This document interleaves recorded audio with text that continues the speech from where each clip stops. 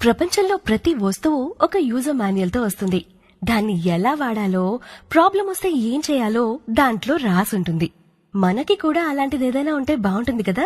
And చక్క problem రాగానే book తీసేసి సాల్వ్ చేసేసుకొని సక్సెస్ఫుల్ గా ముందుకెళ్ళిపోవచ్చు. మనకి తెలియని విషయం ఏంటంటే మనకి కూడా అలాంటి యూజర్ మాన్యువల్స్ ఉన్నాయి, వెతుక్కోవాలంతే. అలాంటి మాన్యువల్ ఒకటి చాణక్యనీతి. తన అపారమైన తెలివితేటలు, అనుభవంతో మన జీవిత విధానంలో ప్రతి అంశాన్ని టచ్ చేస్తాడు చాణక్య. ముందుగా ఒక వ్యక్తిగా ఒక మనిషికి ఉండాల్సిన లక్షణాలు, పాటించాల్సిన విషయాల గురించి చాణక్య ఏం చెప్పాడో చూద్దాం.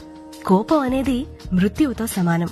కామం నరకానికి తీసుకెళ్లే వైతరిణి నది లాంటిది. జ్ఞానం సమృద్ధిగా పాలిచ్చే గోవు లాంటిది. తృప్తి అనేది దేవతలు తిరిగే నందనవనం అంటాడు చాణక్య. ఈ బాటమ్ లైన్ తో బిగిన్ చేసి మన నాలెడ్జ్ జర్నీని స్టార్ట్ చేద్దాం. ముందుగా దేవుడు, దైవం గురించి చాణక్య తన అభిప్రాయాన్ని ఇలా చెప్తున్నాడు. పుష్పే గంధం తిలే తైలం కాష్టే వాహినీ పయోఘృతం ఇక్షోగుడం తథా దేహే పశ్చాత్మనాం వివేకతః. పువ్వుల్లో సుగంధ పరిమళం, గింజల్లో నూనె, కట్టెల్లో నిప్పు, పాలల్లో నెయ్యి, చెరుకులో చక్కెర ఎలా ఉంటాయో దేవుడు కూడా మన శరీరంలో అలాగే నివాసమై ఉంటాడు. తెలివిగలవారు ఇది గ్రహిస్తారు. ఎంత గొప్ప మాట కదా ఇది. దేవుణ్ణి బొమ్మల్లో, విగ్రహాల్లో, గుడిలో పూజించి ఆ కొద్దిసేపు పవిత్రంగా ఉండి బయటికి రాగానే మనం మన నిజ స్వరూపంతో తిరిగేస్తాం. ఇష్టం వచ్చినట్లు బిహేవ్ చేస్తాం.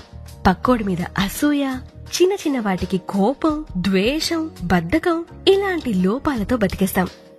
దేవుడు మనలోనే ఉన్నాడు అనే విషయం గుర్తుపెట్టుకుని 24/7 అలర్ట్ గా ఉన్నాం అనుకోండి, ఊహించండి ఎలా ఉంటామో. ఎంత పర్ఫెక్ట్ గా ఉంటుందో లైఫ్. కానీ ఎవరికి ఇది సాధ్యం అంటున్నాడు చాణక్య అంటే, అసలు ఎవరు గ్రహిస్తారంటే తెలివిగలవాళ్లు అంటాడు. అది మరి తెలివి తక్కువ వారిగా మిగిలిపోదామా, లేదా ఇకనైనా తెలివి తెచ్చుకుని ప్రోగ్రెస్ అవుదామా మన చేతుల్లోనే ఉంది. మరి మరొక శ్లోకంలో చాణక్య ఏం చెప్పాడంటే, దేవుడు రాతి బొమ్మల్లో ఉండడు, మీ మనసులో ఉన్న భావం, ఫీలింగ్ లో ఉంటాడు. మనసులో భావం పవిత్రంగా ఉండి నమ్మకంతో పూజిస్తే బొమ్మల్లో ఉండే దేవుడైనా పలుకుతాడు, మీ కోరిక తీరుస్తాడు అని. It's all about your pure feeling అన్నమాట. ధర్మం అంటే ఏంటి?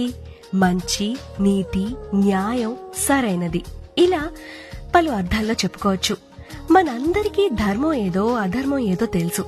ఆ మాత్రం విచక్షణ అందరికీ ఉందనుకుంటున్నాను. చాణక్యుడు ఇక్కడ ధర్మం గురించి ఏం చెప్తున్నాడు అంటే, చలా లక్ష్మీశ్చలా ప్రాణశ్చలా జీవితమనిదరే చలాచలే సంసారే ధర్మ ఏకోహి నిశ్చలాహ. ఈ లోకంలో ధనం, సంపద వెళ్లిపోతుంది, జీవం నశించిపోతుంది, శరీరం జవసత్వాలు కోల్పోయి నాశనమైపోతుంది. కాని ఎప్పటికీ నిలిచుండేది ఒక్క ధర్మం మాత్రమే. అంతే కదా మరి. 2000 సంవత్సరాల క్రితం చనిపోయాడు అశోక చక్రవర్తి. ఈ రోజుకి ఆయన కట్టించిన స్తూపాలు భద్రంగా మనం చూసుకుంటున్నాం. ఆయన చేయించిన 3 సింహాల చిహ్నం మన ప్రభుత్వ అధికారిక ముద్రగా వాడుతున్నాం. అది అశోకుడికి మనం ఇస్తున్న గౌరవం. ఎందుకిస్తున్నాం ఆ గౌరవం? ఆయన పాటించిన తిరుగులేని ధర్మం కారణంగా. అర్థమైందా ధర్మం ఎందుకు శాశ్వతం అన్నాడో చాణక్య? ఇక మన చర్యలు, క్రియల గురించి చాణక్యుడు ఏమంటున్నాడో విందాం. యథాధేను సహస్రేషు వత్సో గచ్చతి మాతరం తథా యచ్చకృతం కర్మ కర్తారం అనుగచ్చతి.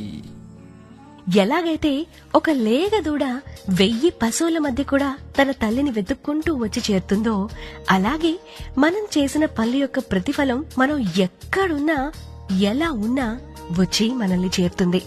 అది మంచి కావచ్చు, చెడు కావచ్చు. మంచి చేస్తే మనల్ని వెతుక్కుంటూ మంచి వస్తుంది, చెడు చేస్తే మనల్ని చెడు వెతుక్కుంటూ వచ్చి లెంపకాయ కొడుతుంది. చాణక్య ఇంకొంచెం వివరిస్తూ ఏమంటాడంటే, మనిషి తాను చేసే పనుల యొక్క ప్రతిఫలం తానే అనుభవించాల్సి ఉంటుంది. ఈ మంచి చెడులు, పాప పుణ్యాల బ్యాలెన్స్ షీట్ ని సెటిల్ చేసే బాధ్యత అతనిదే. తను ఏం కావాలన్నా చేయొచ్చు, కానీ వాటి రిజల్ట్ ని కూడా తీసుకోవడానికి రెడీగా ఉండాలి అంటాడు. పేదరికం, రోగాలు, కష్టాలు, బానిసత్వం ఇలాంటివన్నీ తాను చేసిన పాపాల యొక్క ఫలితాలు అంటాడు. ఇక్కడ మనం గమనించాల్సిన విషయం ఒకటి. ఎంత మేధావైనా తన రచనలు సమకాలీనంగానే ఉండాలనుకుంటాడు. ఆ కాలానికి, అప్పటి పరిస్థితులకి, అప్పటి మనుషుల ఆలోచన విధానాలకు తగ్గట్టుగా వారి రచనలు ఉండడం సహజం. దీనికి చాణక్యుడు కూడా ఏమీ అతిథుడు కాదు. అందుకని అతని రచనల్లో గూఢార్థాన్ని గ్రహించి మనకి, మన కాలానికి తగ్గట్టుగా మలుచుకోవాలి, కానీ లిటరల్ సెన్స్ లో తీసుకోకూడదు. ఆన్ దాట్ నోట్, విధి, అదృష్టం గురించి మాట్లాడుతూ చాణక్య ఏమన్నాడంటే, రంకం కరోతి రాజానాం రంకమేవచ ధనినం నిర్ధన చైవ నిర్ధనం ధనినం విధి. ఒక బిచ్చగాడు రాజుగా మారాలన్నా, రాజు బిచ్చగాడుగా మారాలన్నా విధి చేతిలో ఉంది. విధి ఒక్క కోటీశ్వరుడిని దరిద్రుడుగాను, ఒక దరిద్రుణ్ణి కోటీశ్వరుడిగా మార్చగలదు అంటాడు మన చాణక్య.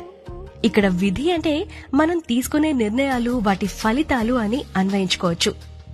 రాజ్య పరిపాలన పట్టించుకోకుండా విలాసాల్లో మునిగి తేలే రాజుని శత్రురాజు ఓడించి సంపద లాక్కుని బిచ్చగాడిగా మార్చేయచ్చు. అలాగే కోటీశ్వరుడు, పేదవాడి విషయంలో కూడా మన నిర్ణయాలే మన జీవితాన్ని మారుస్తాయి. అదే విధి. ఇంకా ఇలాంటి నీతులు చాలా ఉన్నాయి. నెక్స్ట్ ఎపిసోడ్ లో విందురుగాని స్టే ట్యూన్.